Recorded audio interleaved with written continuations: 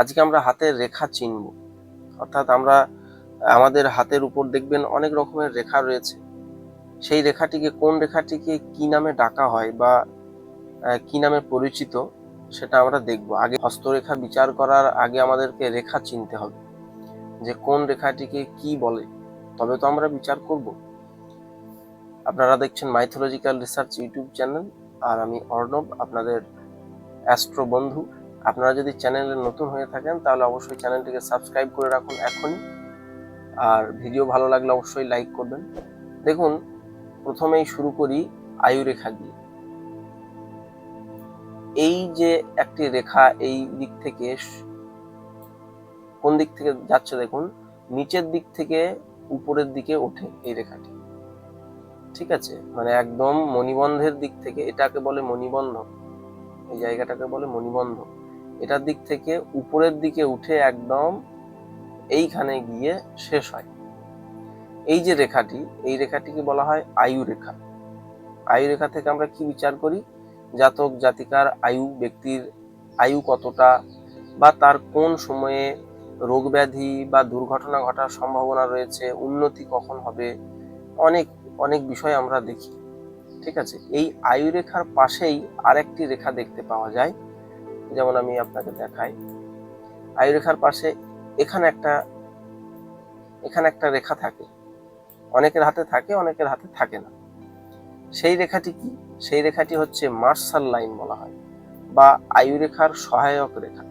এই একটি রেখা ধরুন এরকম আছে, আর আয়ুরেখা এই দিক থেকে উঠেছে। দেখুন, কোন দিক থেকে রেখা উঠে কোন দিকে যায় সেটাকে খেয়াল রাখতে হবে, তাই না? তো আয়ুরেখা সবসময় এই নিচের দিক থেকে, মণিবন্ধের দিক থেকে উঠে উপরের দিকে গিয়ে বৃহস্পতি ক্ষেত্রের নিচে শেষ হয়।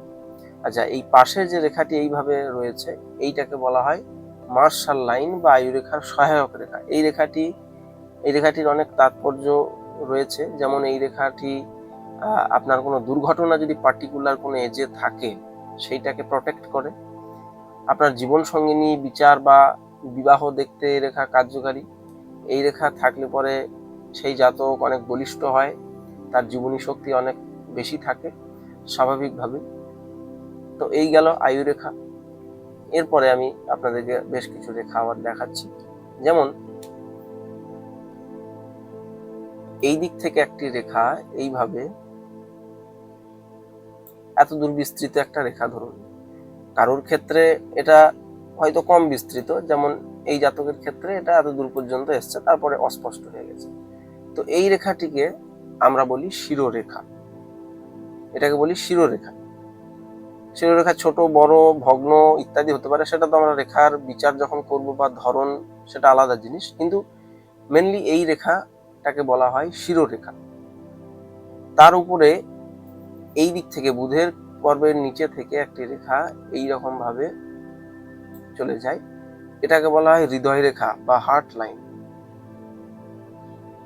হৃদয় রেখা থেকে আমরা অনেক কিছু বিচার করি, জাতকের মানসিক চিন্তাধারা, তার মস্তিষ্কের বিষয়গুলো, তার হার্টের ব্যাপার, এইগুলো বিচার করি আমরা।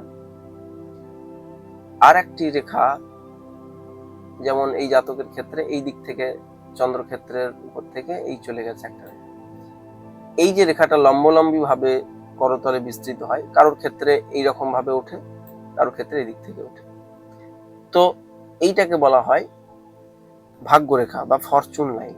আমরা জানি ভাগ্যরেখা হাতে থাকা শুভ, ভাগ্যরেখা থাকলে জাতক অনেক দিক থেকে সহায়তা লাভ করে। ভাগ্যরেখার বিচার বিশ্লেষণ আমরা যখন করব তখন সেগুলো বিস্তারিতভাবে জানবো। আর একটি রেখা, যেমন দেখুন এই আয়ুরেখার পাশে থেকে আমি দেখাচ্ছি আপনাকে, এই যে আয়ুরেখার পাশে থেকে একটি রেখা এইদিকে চলে গেছে, বা একাধিক রেখা যেতে পারে। এই রেখাটাকে বলা হয় বিজনেস লাইন, অথবা এই রেখাটাকে বলা হয় হেলথ লাইন, এটাকে স্বাস্থ্য রেখা বলা হয়। আবার এটা থেকে আমরা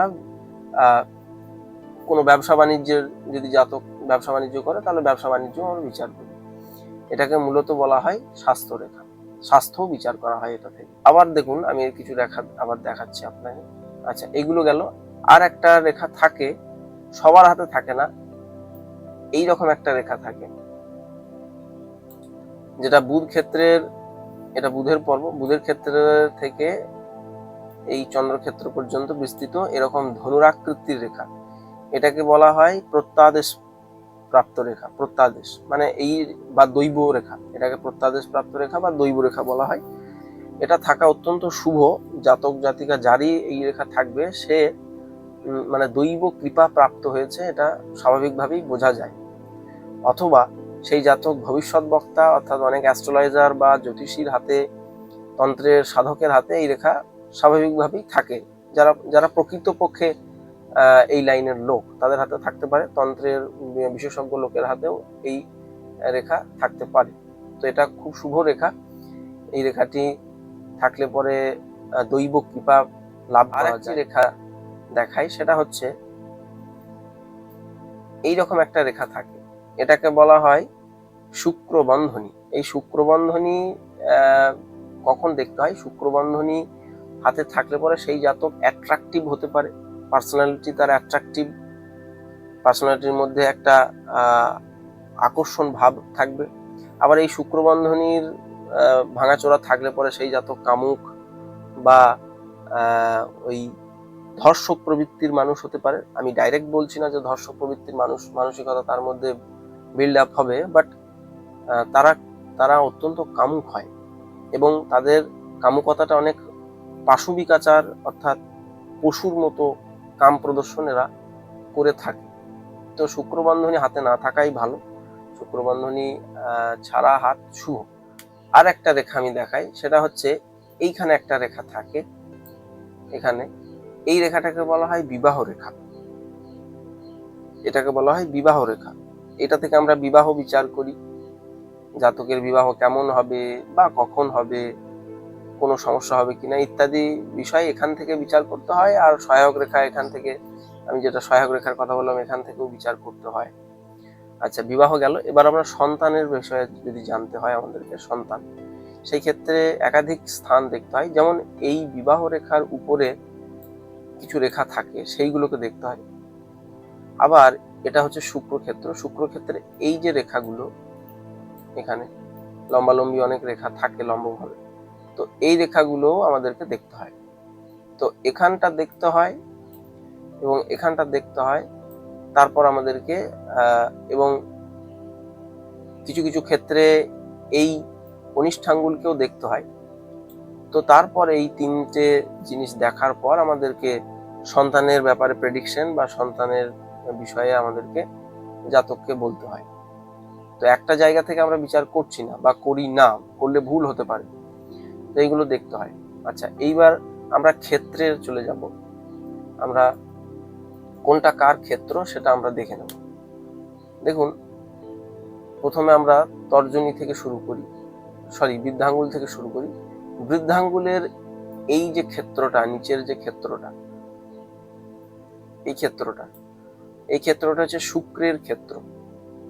শুক্রের ক্ষেত্র এটা। এখানটা হচ্ছে এই যে স্থান, এটা হচ্ছে নিম্ন মঙ্গল বা রাহুর স্থান, রাহুর ক্ষেত্র বিচার করি আমরা এখানে। তার উপরে ঠিক এই জায়গাটাতে, এই জায়গাটা অর্থাৎ তর্জনী আঙুল এর নিচে এই যে ক্ষেত্রটা দেখছেন, এই জায়গাটা হচ্ছে বৃহস্পতির স্থান, বৃহস্পতি ক্ষেত্র। তার ঠিক পাশে মধ্যমাঙ্গুলের নিচে এইটাকে হচ্ছে শনি ক্ষেত্র বলে। আবার তার পাশে অর্থাৎ অনামিকা আঙ্গুলের নিচে এই ক্ষেত্রটা হচ্ছে রবির ক্ষেত্র। তার পাশে কনিষ্ঠাঙ্গুল, কনিষ্ঠাঙ্গুলের নিচের যে স্থানটা রয়েছে এটাকে বলা হয় বুধের ক্ষেত্র। আচ্ছা, এর নিচে এই যে ক্ষেত্রটা রয়েছে এটাকে বলা হয় মঙ্গলের ক্ষেত্র, এটাকে উচ্চ মঙ্গলের ক্ষেত্র বলা হয়। দেখুন, মঙ্গলের ক্ষেত্র দুটো তাহলে পাওয়া যাচ্ছে, একটা এইটা আর একটা এটা। তো এটাকে উচ্চ মঙ্গল বলে আর এটাকে নিম্ন মঙ্গল বলে। নিম্ন মঙ্গল এটা আর উচ্চ মঙ্গল এটা। তো এটা রাহুর ক্ষেত্র, নিম্ন মঙ্গলের ক্ষেত্রটাকে রাহুর ক্ষেত্র বলা হয় আর এটা মঙ্গলের ক্ষেত্র বলা হয়। তার নিচে এই যে স্থানটা রয়েছে এটাকে বলা হয় চন্দ্রের ক্ষেত্র। আর এটা তো আমি বললাম যে এই স্থানটা নিচেরটা, এটাকে বলা হয় মণিবন্ধ। তাহলে এই ক্ষেত্রগুলো গেল। কেতুর স্থান আমরা এই মিডিলের এই পোর্শন থেকে কেতুর স্থান বিচার করি, তাহলে দেখুন 9টা গ্রহই কিন্তু হাতে কভার হয়ে গেল। তাহলে কে কোথায় ডমিনেট করে, কে কোথায় বসে থাকে, কোন গ্রহকে দেখতে গেলে আমরা কোথায় দেখব হাতের, সেগুলো আজকে আমরা দেখুন জানতে পারলাম। তো এইগুলো দেখার পরেই আমাদেরকে আস্তে আস্তে আগাতে হবে। প্রথমে আমাদেরকে আইডেন্টিফাই করতে হবে কোন জায়গাটা কার, কতটা জায়গাটা জুড়ে রয়েছে ইত্যাদি, সেগুলো আমাদেরকে দেখতে হয়। আর এই যে আঙুলগুলি রয়েছে, এই আঙুলটা যেমন বৃহস্পতির আঙুল, এই আঙুলটা যেমন শনির আঙুল, এই আঙুলটা যেমন আমরা রবির আঙুল বলি, এটাকে যেমন কনিষ্ঠাটাকে আমরা বুধের আঙুল বলি, আর এটাকে আমরা শুক্রের আঙুল বলি। তো এই জিনিসগুলো আমাদেরকে দেখতে হবে, প্রথমে শিখে নিতে হবে যে কোনটা কার ক্ষেত্র, তবে আমরা বিচারটা ঠিকভাবে করতে পারবো। হস্তরেখায় রেখাটা আগে চিনতে হবে, ঠিক আছে? তো এই তো রেখা গেল, এবার কিছু আমরা চিহ্ন দেখে নেব, কোন চিহ্নটাকে কি বলে সেটা আমরা একটু দেখে। আচ্ছা, আপনারা দেখতেই পাচ্ছেন এখানে বেশ কিছু চিহ্ন রয়েছে, কোন চিহ্নটাকে কি বলে সেটা দেখুন এখানে দেওয়া রয়েছে। যেমন এটা হচ্ছে তারকা চিহ্ন বা স্টার সাইন, এইরকম চিহ্ন হাতে থাকলে সেটাকে আমরা তারকা চিহ্ন বলবো। চতুষ্কোণ চিহ্ন হচ্ছে তারপরেরটা 2 নাম্বার, এটাকে বলি চতুষ্কোণ চিহ্ন। আর এই যে ডট ডট ডট ডট দেখতে পাচ্ছেন, এটাকে বলা হয় স্পট লাইন বা দাগ চিহ্ন। বৃত্ত চিহ্ন তার পাশেরটা, এটা হচ্ছে বৃত্ত চিহ্ন, সার্কেল। আবার জব চিহ্ন হচ্ছে এটা। তাহলে জব চিহ্ন অর্থাৎ দ্বীপ চিহ্ন বা জব চিহ্ন, যেটাই বলুন একই জিনিস। জব চিহ্ন, দ্বীপ চিহ্ন, এটা এক জিনিস। আর বৃত্তটা হচ্ছে গোল ধরনের হবে, সম্পূর্ণ গোলাকার নাও হতে পারে, সেটা আমাদেরকে দেখে নিতে হবে। দেখুন জব চিহ্ন আর এই বৃত্ত চিহ্নটা অনেকটা একই রকম লাগছে না, একটু একটু তফাৎ রয়েছে। জব চিহ্নের দুই সাইড দেখুন সরুভাবে দ্বীপের মতো, আর এই ক্ষেত্রে কিন্তু সেটা নাই। তারপরে দেখুন ত্রিকোণ চিহ্ন বা ত্রিভুজ চিহ্ন, ট্রায়াঙ্গেল সাইন, সেটা এরকম। তারপরে দেখুন ক্রস চিহ্ন, তো মাল্টিপল এরকম ক্রস চিহ্নের মাল্টিপল ভ্যারিয়েন্ট হতে পারে। হ্যাঁ, তো হাতের উপর সেটা আমাদেরকে ভালোভাবে দেখতে হয় যে ক্রস চিহ্ন মানে যে শুধুই এরকম একদম স্ট্রেট একটা ক্রস থাকবে তা তো নয়। ক্রস চিহ্ন মানে অনেকভাবে হতে পারে, তাই না? যেমন ক্রস চিহ্নটা দেখুন আর স্টার চিহ্নটা দেখুন অনেকটা একই ধরনের লাগছে, কিন্তু এটা স্টার চিহ্ন আর এটা ক্রস চিহ্ন, তাই না? তো আমাদেরকে সেইগুলো দেখে নিতে হবে, ভালোভাবে সেগুলোকে পর্যবেক্ষণ করতে হবে যে কোনটাকে আমরা স্টার বলবো, কোনটাকে আমরা ক্রস বলছি, তাই না? এটা দেখুন, এটা হচ্ছে গিয়ে জাল চিহ্ন, রিল সাইন, এটা হচ্ছে জাল চিহ্ন।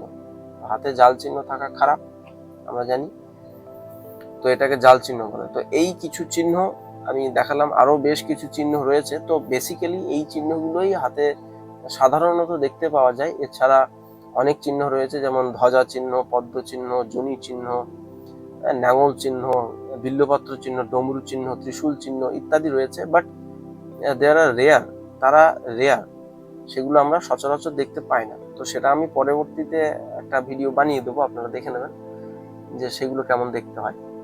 তো আজকে মূলত হাতের রেখাগুলো আমরা চিনতে পারলাম, এবং তার সাথে সাথে আমরা হাতে থাকা বেশ কিছু চিহ্নগুলো, যেমন স্টার সাইন, স্পট চিহ্ন, বৃত্ত চিহ্ন, ত্রিকোণ চিহ্ন, চতুর্ভুজ চিহ্ন ইত্যাদি চিহ্নগুলো আমরা দেখলাম যে কোনটা কেমন দেখতে হয়। ভিডিওটা ভালো লাগলে অবশ্যই লাইক করবেন, আর যদি কোনো প্রশ্ন থাকে অবশ্যই কমেন্ট করে নিচেতে জানান, আর চ্যানেলটা সাবস্ক্রাইব করে রাখবেন।